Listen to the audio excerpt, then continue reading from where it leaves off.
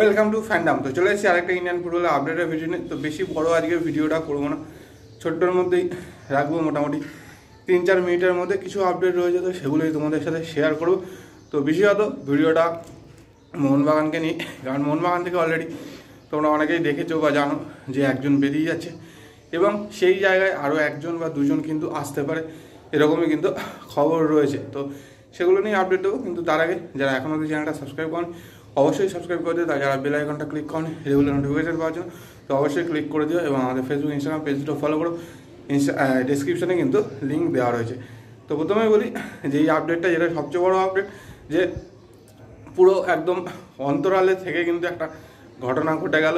সেটা হচ্ছে আশিক কুরুনিয়ানকে নিয়ে লাস্ট সিজন থেকে কিন্তু একটা মাঝে মাঝে খবর বেরোচ্ছিল যে আশিক হয়তো মোহনবাগান ছাড়তে পারে, এরকমই কিন্তু একটা খবর শোনা যাচ্ছিলো এবং সেটাই কিন্তু বাস্তবায়িত হলো। আশিক কিন্তু মোহনবাগান ছাড়ছে এবং তার পুরনো ক্লাব বেঙ্গালুরু এফসিতে যাচ্ছে। যতদূর খবর মোটামুটি 3+1 এই ডিলে কিন্তু ও বেঙ্গালুরু এফসি আবার জয়েন করতে চলেছে।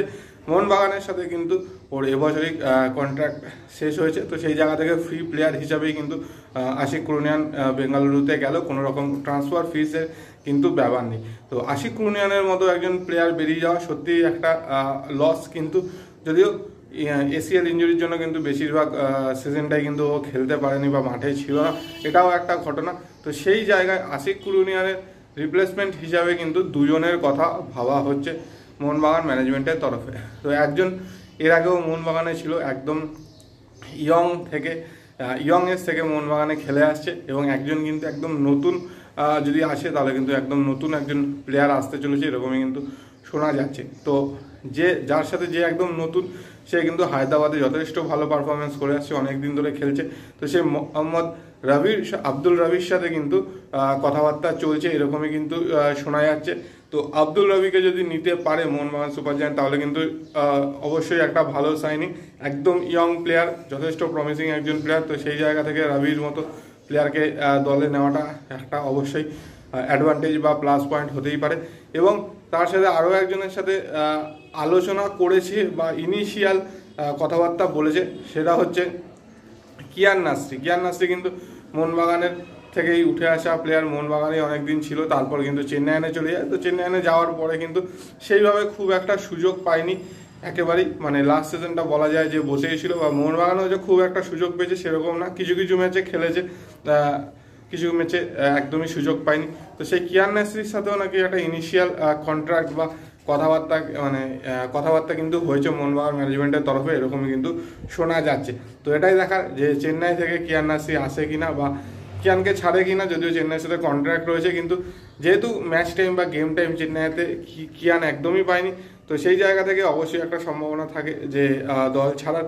বাট আব্দুল রবির মতো প্লেয়ারকে যদি নিতে পারে তাহলে সেটা অবশ্যই একটা বিশাল বড় অ্যাডভান্টেজ। তো দেখা যাক কিয়ান বা আব্দুল রবির মধ্যে কে আসে।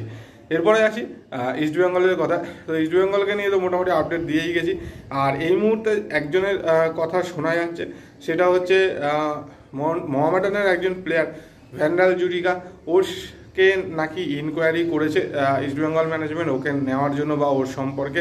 বাট যেটা যতদূর খবর, ও কিন্তু চেন্নাইনে যাওয়ার জন্য মানে যাওয়ার রাস্তাটা একটু প্রশস্ত করেই রেখেছে। তো সেখান থেকে এখনও অবধি কোনো রকম কিন্তু কনফার্মেশন নেই যে ইস্টবেঙ্গল ওকে পাবেই বা চাইলেও আসবে কিনা।